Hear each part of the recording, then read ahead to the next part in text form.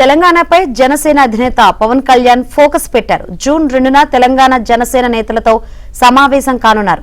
తెలంగాణలో జనసేన బలోపేతంపై దిశానిర్దేశం చేయనున్నారు. ప్రస్తుత రాజకీయ పరిణామాల నేపథ్యంలో తెలంగాణపై దృష్టి పెట్టిన పవన్ కళ్యాణ్ రానున్న జీహెచ్ఎంసీ భవిష్యత్ ఎన్నికల లక్ష్యంగా వ్యూహాలు రచిస్తున్నారు.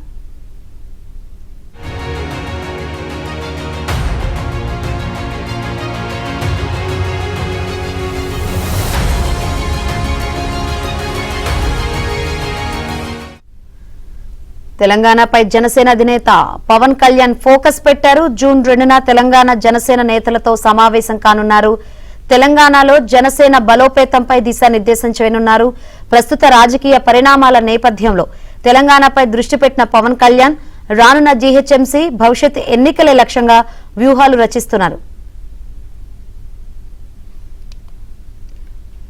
తెలంగాణపై జనసేన అధినేత పవన్ కళ్యాణ్ ఫోకస్ పెట్టారు. మరి ఎటువంటి వ్యూహంతో ముందుకెళ్లబోతున్నారో తెలుసుకుందాం.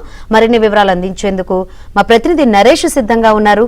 నరేష్, జనసేన అధినేత పవన్ కళ్యాణ్ తెలంగాణ మీద ఫోకస్ పెట్టారు. ఇందులో భాగంగానే ఈ వచ్చే నెల జూన్ 2వ తారీఖు నాడు తెలంగాణ రాష్ట్ర ఆవిర్భావ దినోత్సవం రోజు ఆయన తెలంగాణ జనసేన కార్యకర్తలు ముఖ్య నాయకులతో సమావేశాన్ని ఏర్పాటు చేశారు. ఈ సమావేశం హైదరాబాద్ లో జరగబోతుంది. ఆయన ఇప్పటికే పార్టీ నాయకులకు సంకేతాలు పంపారు.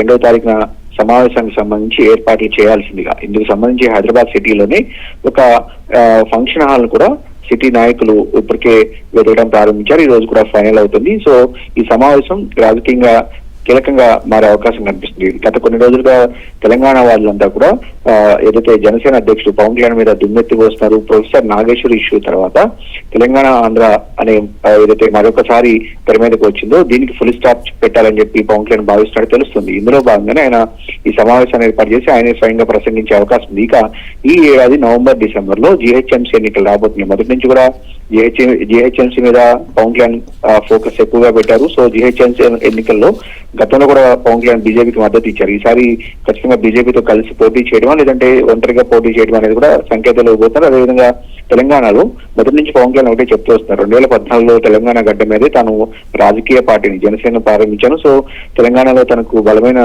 ఏదైతే అభిమాన గణం ఉంది వాళ్ళందరినీ కూడా ఓటర్లుగా మార్చాలి, నాయకులుగా తయారు చేయాలని పవన్ కళ్యాణ్ మొదటి నుంచి చెప్తూ వస్తున్నారు. ఇందులో భాగంగానే ఈ మధ్య కాలంలో జరిగిన పంచాయతీ ఎన్నికలు, మున్సిపల్ ఎన్నికల్లో కూడా జనసేన అభ్యర్థులు పోటీ నుంచి అక్కడక్కడ గెలవడం కూడా జరిగింది. వాళ్ళందరినీ కూడా పవన్ కళ్యాణ్ కలిసి వాళ్ళందరికీ కూడా ధైర్యం చెప్పడం జరిగింది. భవిష్యత్తులో పార్టీని బలోపేతం చేస్తామని అప్పట్లోనే ఆయన హామీ ఇచ్చారు. ఈ హామీ మేరకే ఇప్పుడు తెలంగాణ మీద పవన్ కళ్యాణ్ ఫోకస్ పెట్టారు.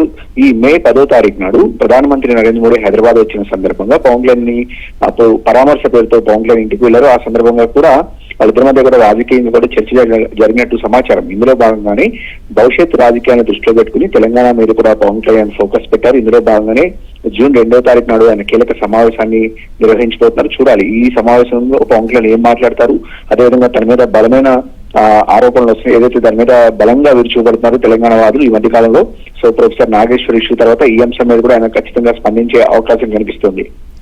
Right, thank you Naresh.